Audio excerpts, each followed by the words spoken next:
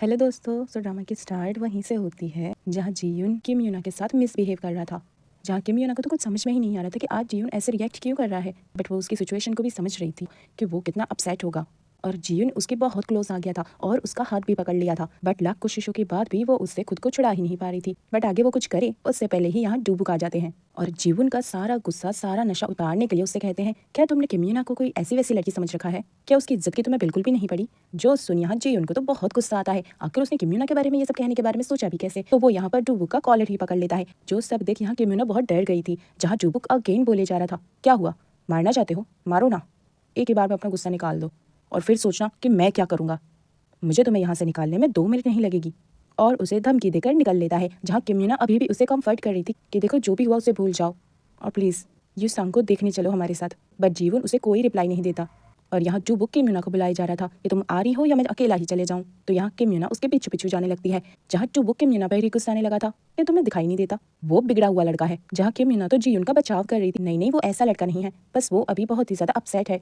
जो सब देख यहाँ डूबुक को तो जलन हो रही थी शायद, क्योंकि वो ऐसे रिएक्ट कर रहे थे कि हाँ हाँ अब तो तुम्हें वो क्यूट ही लगेगा ना। उसकी हरकतें देखी हैं तुमने, आज अगर मैं नहीं आता तो पता नहीं क्या करता वो तुम्हारे साथ। जहाँ किम यूना अभी भी उसकी साइड लेते हुए कह रही थी कि वो कुछ नहीं करता मेरे साथ, वो बस अभी मेंटली स्ट्रेस्ड है और कुछ नहीं। और अगर आप ना भी आते ना तब भी मैं खुद को बचा लेती।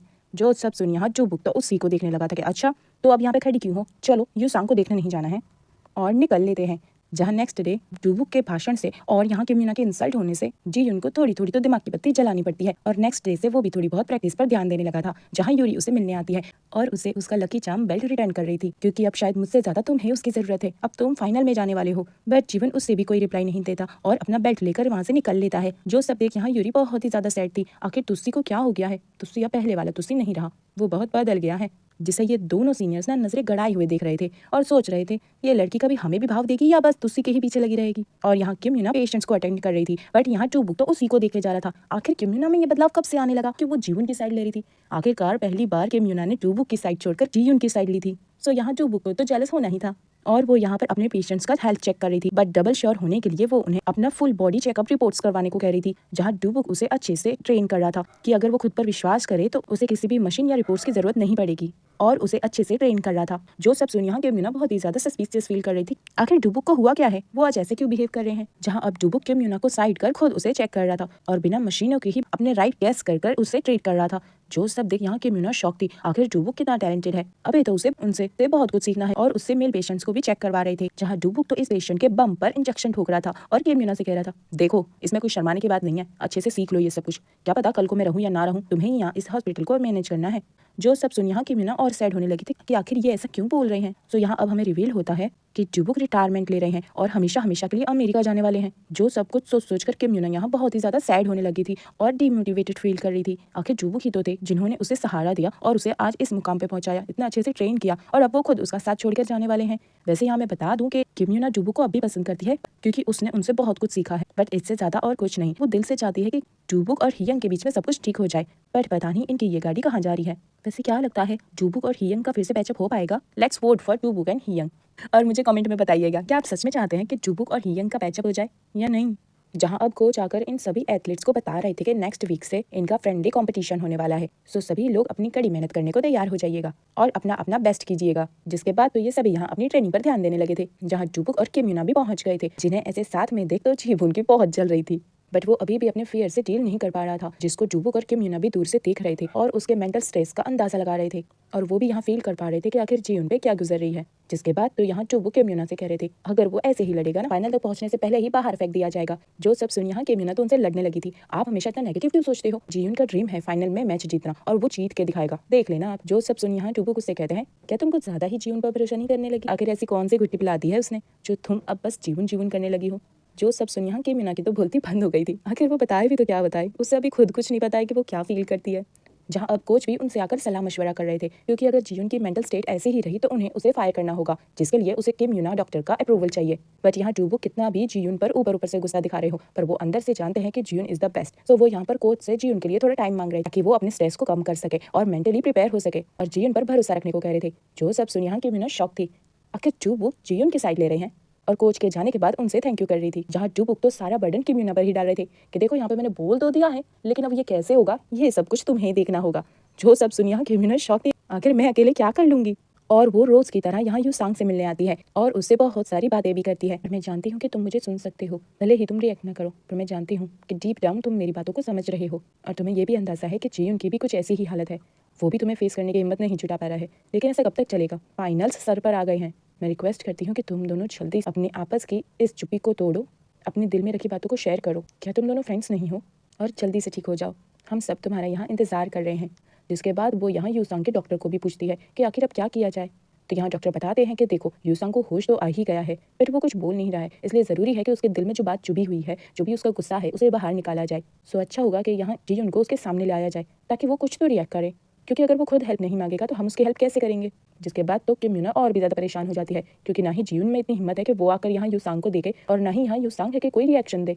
जिसके बाद किम यूना अपनी मॉम के साथ डिनर कर रही थी और वो यहाँ उनसे पूछ रही थी कि आखिर पापा के जाने के बाद आपने अपने हालात उसे कैसे डील किया। हाँ, मम्मा को तो उस पर शक हो गया था कि आखिर मेरी बेटी आजकल इन किन पचड़ों में पड़ गई है और उनसे पूछे जा रही थी कि क्या तुम मुझे कुछ छुपा रही हो, तो देखो मुझे बता दो, मैं तुम्हारी मॉम हूँ, मुझे भी जानने का हक है। बट यहाँ किम यूना उन्हें कुछ नहीं बताती है। तो वो यहाँ पर बताती है कि सब कुछ टाइम पर छोड़ दो। तो यहाँ किम यूना मन में सोच रही थी कि मम्मा टाइम ही तो नहीं है मेरे पास। जिसके बाद यहाँ नेक्स्ट डे लंच टाइम में कोबुम तो यहाँ अपनी दादागिरी दिखा रहा था, मैं ऐसा गरीबों वाला खाना नहीं खाऊंगा, और उनके फूड को डर्टी कहकर फेंकने लगा था।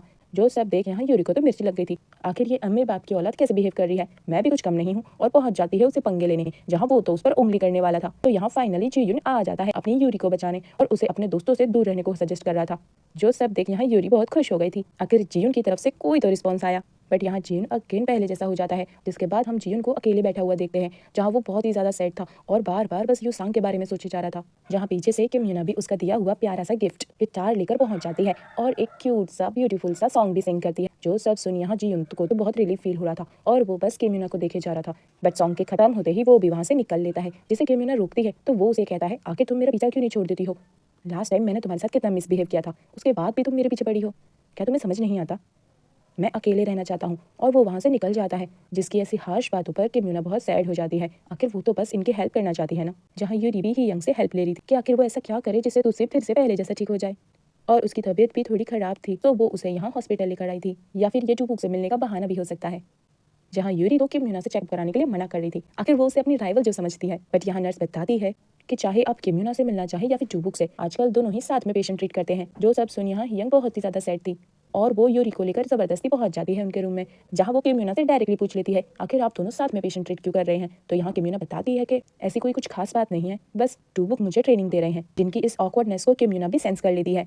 और फिर यहाँ यूरी का ट्रीटमेंट स्टार्ट हो जाता है, जहाँ अब हियंग को हेड नर्स मिल जाती है। सो वो यहाँ पर गप्पे मारने लगती है, जहाँ हेड नर्स पूछ रही थी कि क्या तुम ठीक हो? तो यहाँ हियंग कहते हैं कि ठीक, मुझे तो अपने आप से ही नफरत होने लगी है।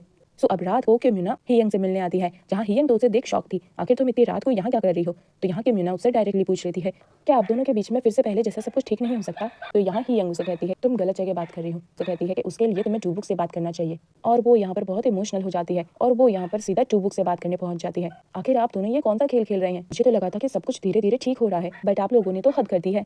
वो उन्हें ऐसे जाते हुए नहीं देख सकती, वो उसका हाथ ऐसे बीच में छोड़कर कैसे जा सकते हैं? और बहुत ही ज्यादा सैड हो गई थी, जहाँ टूबुक उससे प्रॉमिस ले लेता है कि वो इस बारे में हियंग को कुछ नहीं बताएगी। मतलब किम यूना यहाँ धर्म संकट में थी।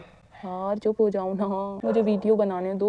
जहाँ अब नेक्स्ट डे जी उनका ऑफ था, सो वो यहाँ पर पहुंच जाता है अपने भतीजे के पास, जो उसे देखकर बहुत खुश हो रहा था और उससे अपनी मम्मी की कंप्लेन भी कर रहा था कि आखिर मम्मा कितनी रूड थी। और किम यूना उसे यहाँ पर ढूंढते ढूंढते आई थी। जो सब सुन यहाँ जीवन बहुत ही ज्यादा इमोशनल हो गया था। आखिर किम यूना को मना करने के बाद भी किम यूना कितने एफर्ट्स कर रही है, बट वो यहाँ अपने आप को संभाल लेता है और ज्यादा रिएक्ट ही नहीं करता। जिसके बाद यहाँ भतीजा उसे टीवी देखने ले आता है, जहाँ वो उसे मना कर रहा था कि मुझे टीवी नहीं देखना, बट वो टीवी पर देखता है तो यहाँ यूसांग की वीडियो चल रही थी, जहाँ उनकी अब तक की ट्रेनिंग की और बाकी सभी मोमेंट्स की क्लिप दिखाई जा रही थी, जहाँ यूसंग बता रहा था कि उसकी ट्रेनिंग बहुत ही ज़्यादा अच्छी चल रही है और यहाँ उसने बहुत सारे न्यू दोस्त भी बनाए हैं जो कि उसे बहुत अजीज हैं। जिसकी ये सारी पुरानी वीडियोस देखकर उसका स्माइली वाला फेस देख जीयुन बहुत ही ज़्यादा टची फील कर रहा था और वो अपने दोस्त यूसंग को मिस कर रहा था। वैसे क्या लगता है ये आइडिया किसका होगा? और यहाँ दूसरी तरफ किम यूना अपना हेयर कट करवाने आई थी, तभी उसे एक कॉल आती है, जो सुन वो दौड़ी दौड़ी जाती है हॉस्पिटल।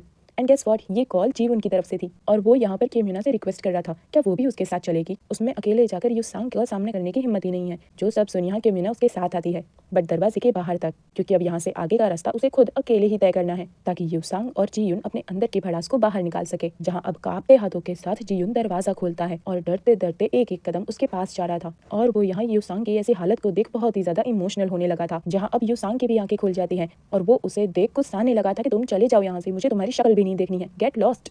और वो यहाँ अपने हाथ पैर चलाने लगा था और बहुत ही ज्यादा गुस्सा करने लगा था, रोने लगा था कि तुम यहाँ से चले जाओ, मैंने कहा ना तुम यहाँ से चले जाओ। और वो यहाँ अपना आपा खो देता है और यहाँ उसकी कंडीशन खराब होने लगती है। जो सब देख यहाँ जीयुन बहुत ही ज्यादा हार्ट ब्रोक हो जाता है और वो जैसे तैसे अपने आप को संभालते हुए बिना कुछ रिएक्शन दिए वहां से निकल लेता है। इसको किम यूना भी देख लेती है और वो समझ जाती है कि आखिर क्या हुआ होगा। अब नर्स आकर उसे संभालती है और उसे इंजेक्शन लगाती है, जिसके बाद ही वो शांत होता है।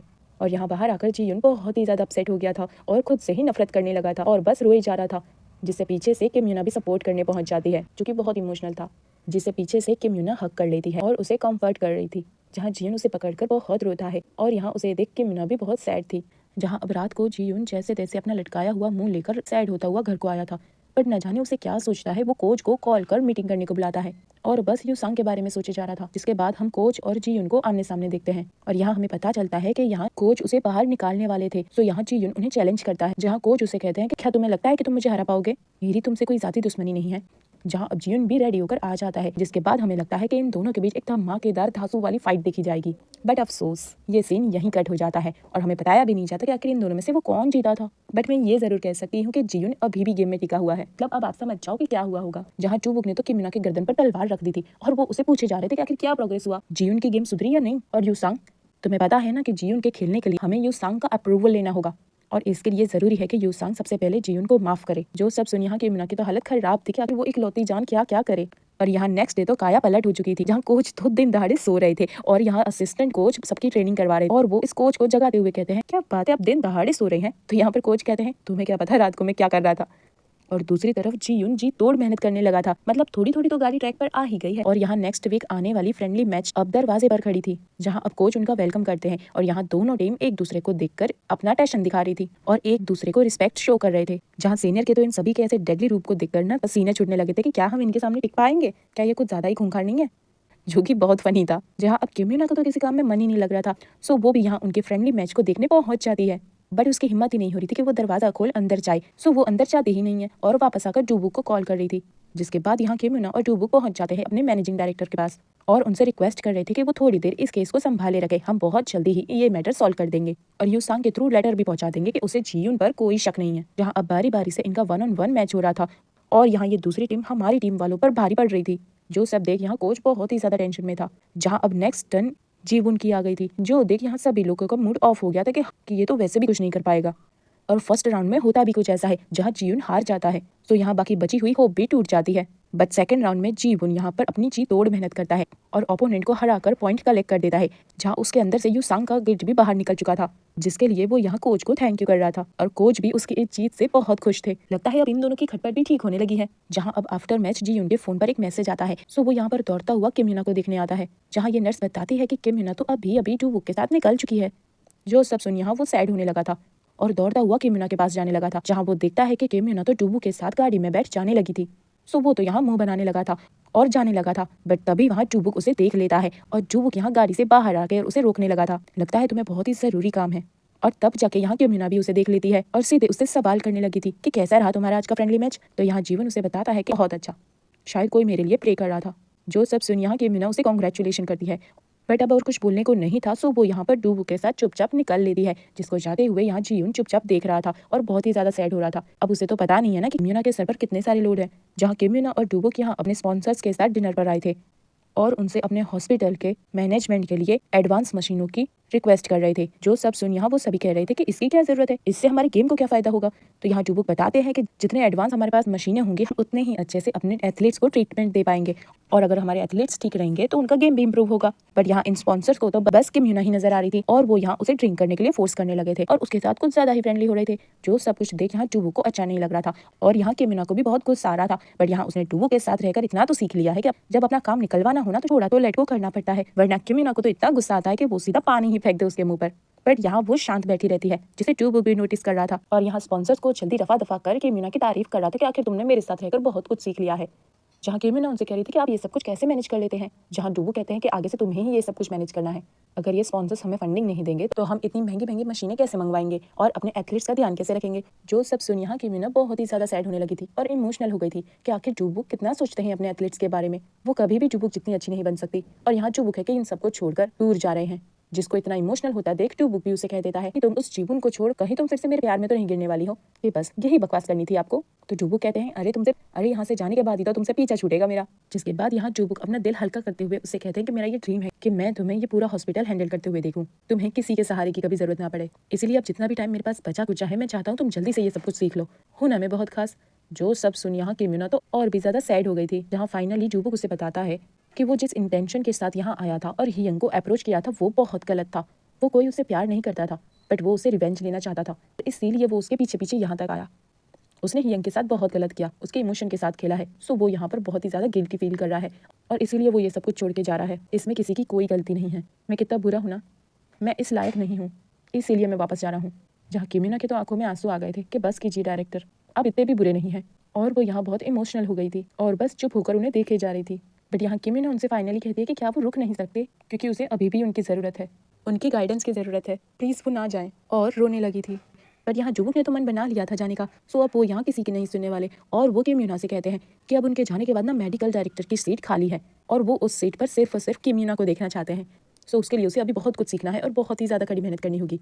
जिसके बाद नेक्स्ट डे हमें जीवन को दिखाते हैं जो कि पार्किंग में बैठा हुआ बड़े देर से किसी का इंतजार कर रहा था और वहीं एक गाड़ी आकर रुकती है जिसमें से जूबुक निकलते हैं जो कि अभी भी कल रात की किम यूना की बातों को सोचे जा रहे थे और बहुत ही ज्यादा इमोशनल हो गए थे। और जैसे ही बाहर निकलते हैं तो वहाँ जीवन उनका इंतजार कर रहा था और अपना मुंह सड़ाते हुए उनसे पूछे जा रहा था आखिर वो उसके और किम यूना के बीच से हट क्यों नहीं जाते, उन्हें चाहिए क्या। जो सब सुन यहाँ जूबुक की तो हंसी निकल जाती है और वो यहाँ बिल्कुल भी उसकी मिसअंडरस्टैंडिंग को क्लियर करने की कोशिश नहीं कर रहे थे। वो पूरे मजे ले रहे थे कि हाँ जीवन की अभी जो भी सोच है उसे सोचने दो। बंदा अगर एक बार क्लियर कर दे तो जीवन को भी सांस में साहस आए कि हाँ भाई डरने की कोई बात नहीं है, कोई कॉम्पिटिशन नहीं है यहाँ पे। बट यहाँ जूबुक है कि उसे कोई क्लियर जवाब नहीं देते हैं और उसे बस कंफ्यूज करे जा रहे थे। सो अब आगे क्या होगा ये देखेंगे नेक्स्ट एपिसोड में।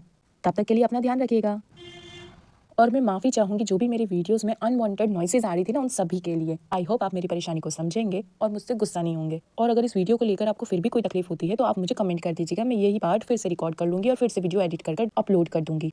और हाँ, लाइक कमेंट और शेयर करना मत भूल जाना और जिन्होंने अभी तक सब्सक्राइब नहीं किया है वो याद से कर देना। देखो मैं बार बार याद नहीं दिलाने वाली हूँ, कभी कभी ना खुद से भी समझ जाया करो। और कमेंट में नेक्स्ट पार्ट लिखना मत भूल जाना। मिलते हैं बहुत जल्द। Thanks for watching.